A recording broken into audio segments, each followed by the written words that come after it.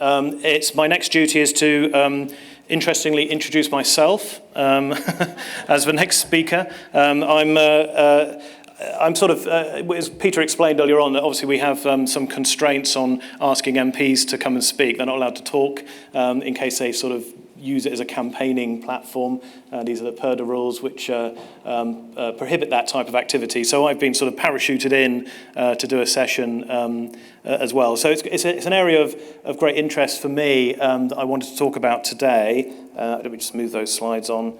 I wanted to talk about a changing workforce. Now, I'm a little bit anxious at the moment because I did have a prop with me, which is a copy of the Health and Safety at Work Act, which I think I seem to have lost. Oh, see, the HSE has stolen. Yeah, they thought it was. So there we go. There. Yeah. So this is a very precious document to me. Actually, it sounds a bit bizarre. I'm sure you've all got yours here today. Is that right? No. Nobody brought theirs? Okay, it's just me. But my copy's got my father's name on it, Joe Lundy. And my father gave this to me back in the 80s, actually, when I was about 10 years old. And he gave it to me as a present.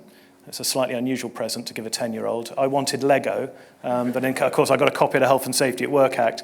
The reason he had a copy of it was because he didn't work in health and safety, but he just left the army, and they put him on a health and safety course. And he did the course and then said, here you go, you can have that. And he wrote his name on it, and for some reason I kept it. And not knowing that I'd end up working in health and safety, teaching and lecturing in health and safety, but I kept a copy of this. So it's quite a precious thing. So I was a bit anxious when I thought I'd lost it. I was like, oh no, I can't lose that. So I'm very reassured actually it was in the careful hands of the HSE. So it's exactly where it should be. But the reason my father did a health and safety course, he was in the army. I think they put him on a health and safety course as a bit of a joke because his role in the army, he was an explosives expert. He was a bomb disposal guy. So he spent all his time diffusing IEDs in Northern Ireland, and then I think they thought it would be really funny to put him on a resettlement course going into Civvy Street and say, you need to do health and safety, mate, because maybe you don't know much about health and safety. The thing is, he was very good at health and safety, of course, because he survived. He had friends that didn't survive, and he always said to me as a kind of reassuring phrase, as well as giving me a copy of the Health and Safety at Work Act, is, Shaun, if you've got enough information, you can manage any risk. That was his idea. And it's a really good idea, actually. And I think, it forms the basis of risk assessment and everything else we do.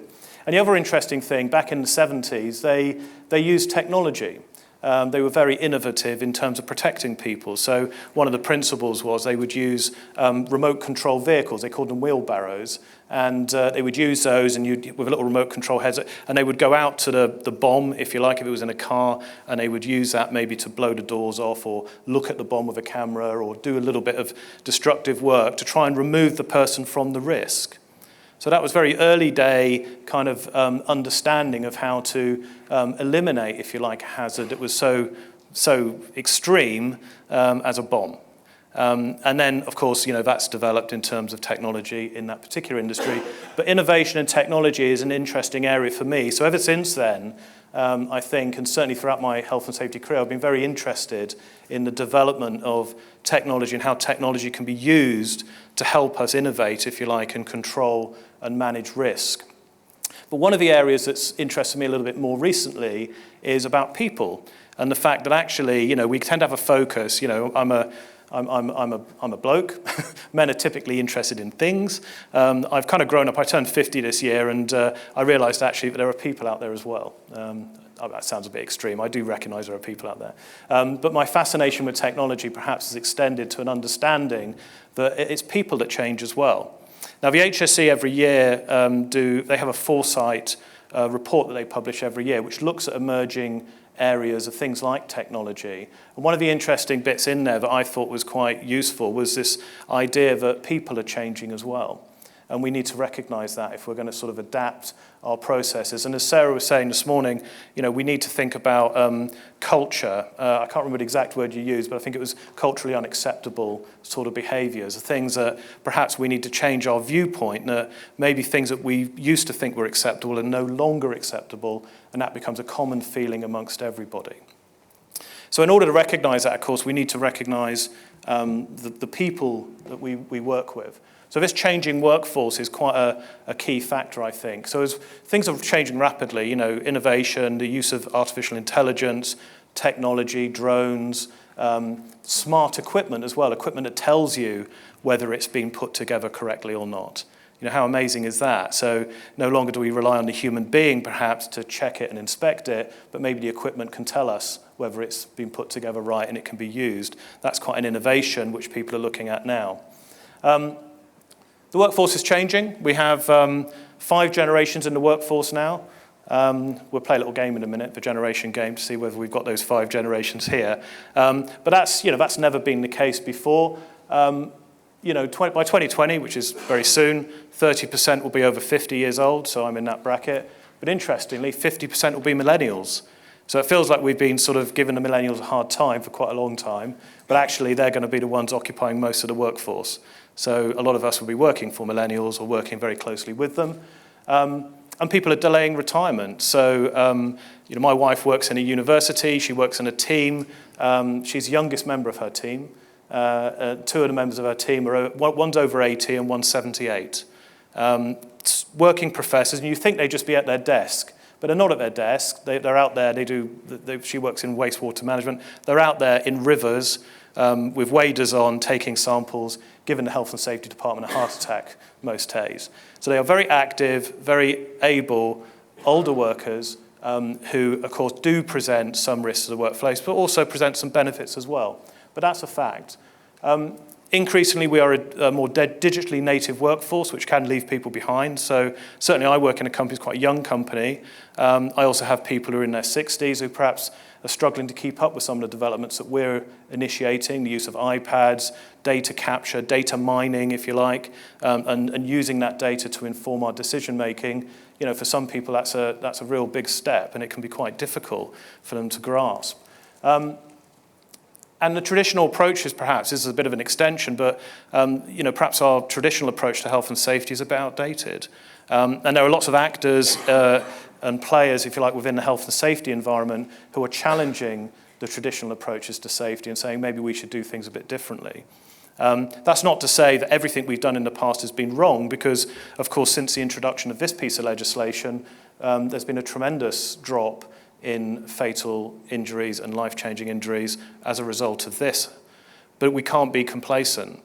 There's a famous quote from, if you've ever read or heard of Aldous Huxley's Brave New World, which was a book published back in the 1930s, quite a long time ago now, but he was quite visionary.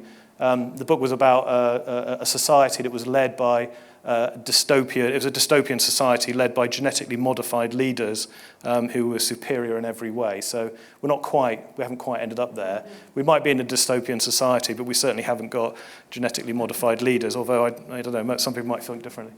But Aldous Huxley said the one thing about human beings is human beings have an almost infinite capacity to take things for granted. And what he meant by that, of course, is we just think everything's fine. We just take it for granted. We become complacent. Complacency is something we do very naturally, and we need to remind ourselves of that and remind ourselves that we perhaps need to break out of that type of thinking. Okay, so let's play the generation game. Do you know what generation you are? So I'm going to read out some dates. What I'd like you to do is just put your hands up if these dates relate to you. Okay, so I'm not trying to embarrass anyone here with their age. But if you were born before 1943, just put your hand up. Is anybody born before 1943? Anyone at all? Everyone's looking around. No, we don't have anyone. Okay, I did a presentation the other week. I had 4 people in the audience who were born before 1943. Sorry. If you were born before 1943, you were a traditionalist. There are still traditions in the workplace. Traditionalists typically, obviously, believe in very hierarchical structures, more traditional work environments, timekeeping, strong work ethic, perhaps slow to adopt a technology. So a bit of stereotyping. I have to say, interestingly, the people that I've met within that age bracket are actually quite engaged with technology to a large extent, particularly if they're still in the workplace. So maybe that stereotyping is not true. So if you were born between 1977 and 1997, put your hand up. Oh, sorry, I do apologise. I'm reading them backwards. I haven't got my glasses on. If you were born between 1943 and 1964, put your hands up. Okay, here we go. So these are the boomers. So there's quite a lot of boomers, baby boomers, if you like, in the audience. So the baby boomers, according to our kind of unusual definitions, more reserved in their communication styles, traditional value, they like instructor-led courses, so they like to be talked to on a sort of more one-to-one basis.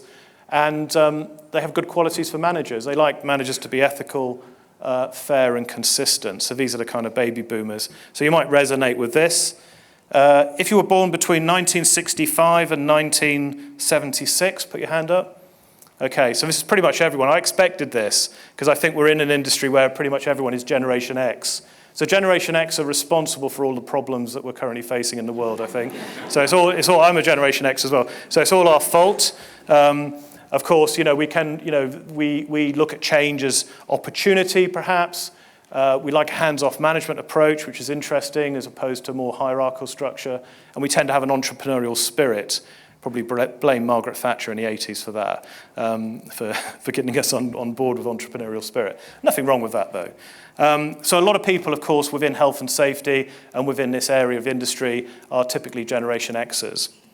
So if you were born between 1977 and 1997, put your hand up. Okay, so it's quite a lot. So pretty much this is the millennials. You're the millennials. You're the ones that we've spent the last 10 years complaining about, and now you're going to be in charge. So you get your own back on us, because we're going to be in the workplace for a long time. So typically, our millennials are looking to be coached and mentored. They prefer collaborative, technology-centric training, and they tend to align to company values.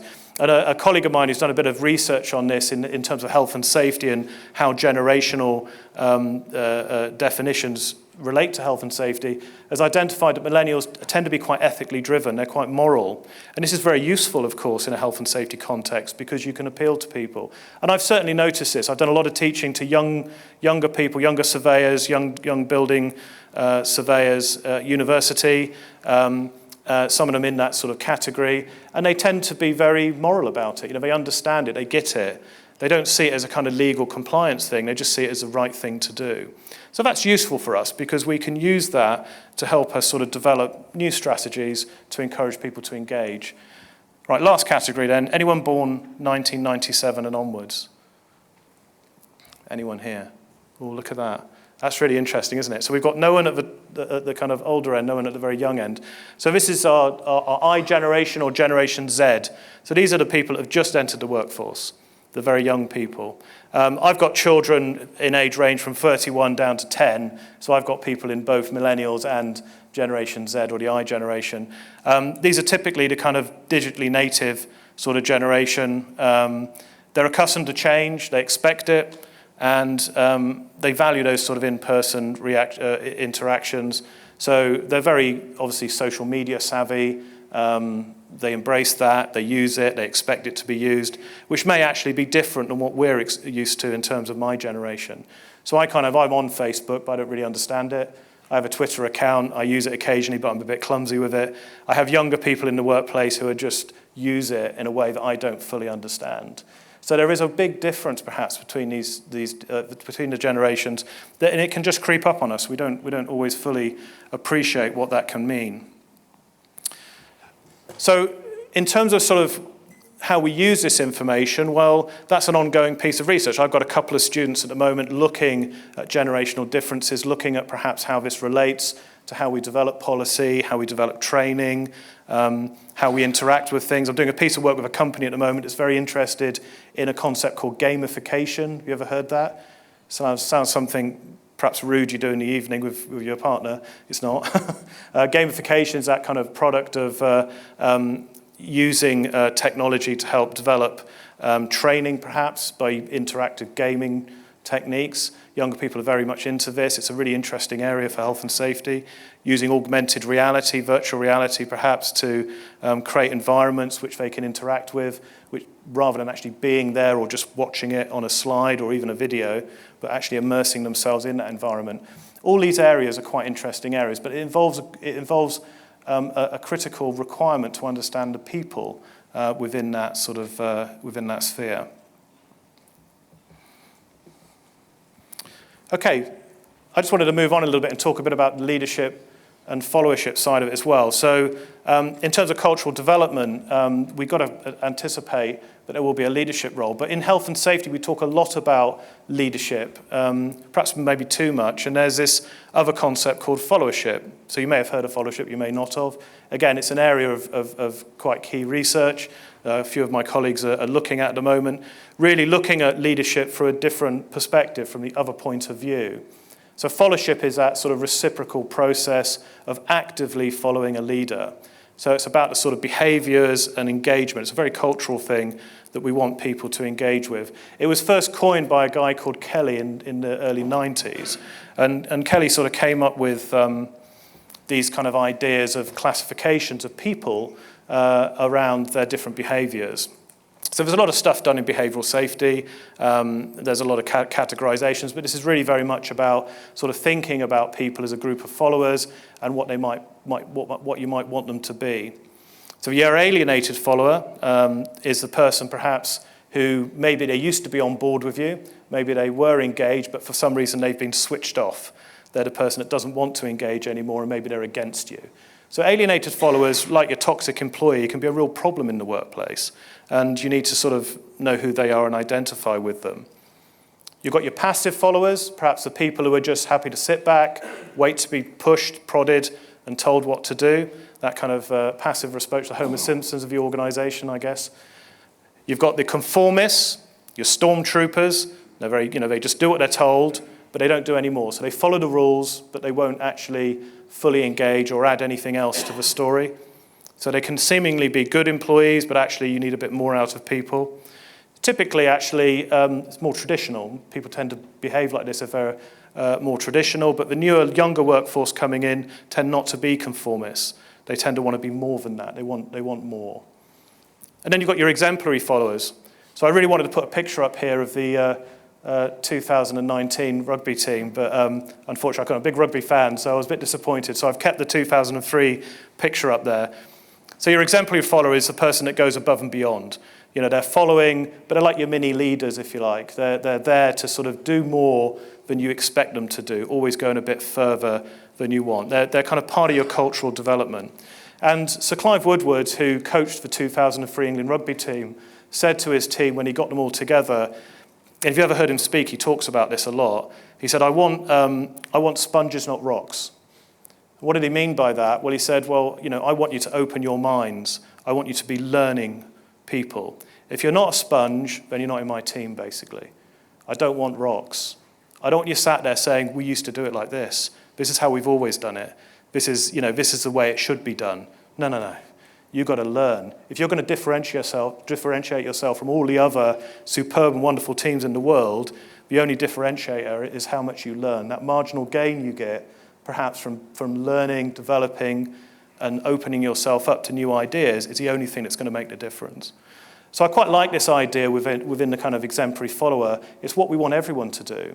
Certainly within the cultural change within the work at height industry, we want that cultural change because my experience is, having been out on site, there are a lot of people out there who will say, we can't. I hear the word can't. We've never done it like that. It's not possible. It costs too much money. All of those things. It's all kind of very negative. And what I want to hear is, that's interesting. Let's think this through. Let's figure out a new way of doing this. Let's innovate. Let's create something different. And that's what you want to hear. Now that sounds young, but it isn't young. Everyone can think like that. So the ability to innovate is not generationally dependent. And then, of course, Kelly always talked about the pragmatist. So the pragmatist is that clever person who kind of just adapts whichever style suits them best. And, of course, we're all pragmatists to a certain extent. But I quite like this idea of followership kind of ideals. And one of the key things Kelly says about followership is if you want it to be successful, if you do have exemplary followers, they're often your first followers. They're the ones that kind of get involved right at the start. You've got to nurture them. You've got to nurture them and you've got to look after them. If you don't do that, they become alienated and they become your worst followers. So your first followers, you nurture them, they become sticky. Everyone else joins them. It becomes a movement. And that's the kind of idea. That's the sort of thing we want to create. And you need to encourage people to say, look, do you want to be excellent followers? People don't like being called followers, so you might have to think of a different word. But the rise to excellence is a kind of very attractive feature for most people. So it's kind of something you have to do in an innovative way, and there are many different strategies. And I think some of the things we'll talk about for the rest of the day will help us sort of think in this way. Just a couple of other points, really. This concept of intelligent disobedience as well. So I don't know if you've ever I'm sure you've come across this before, but the idea that the analogy here is a guide dog, highly trained to do what the owner tells them to do, trained to look after that owner. The owner may be stood at the roadside, maybe there's vehicles, there might be electric vehicles, maybe he can't hear them going past, and he sort of taps the dog and says, let's go. The dog refuses. The dog refuses because although he's told to obey his owner, he knows actually that if he walks across the road, the owner will be hurt. So he doesn't do it.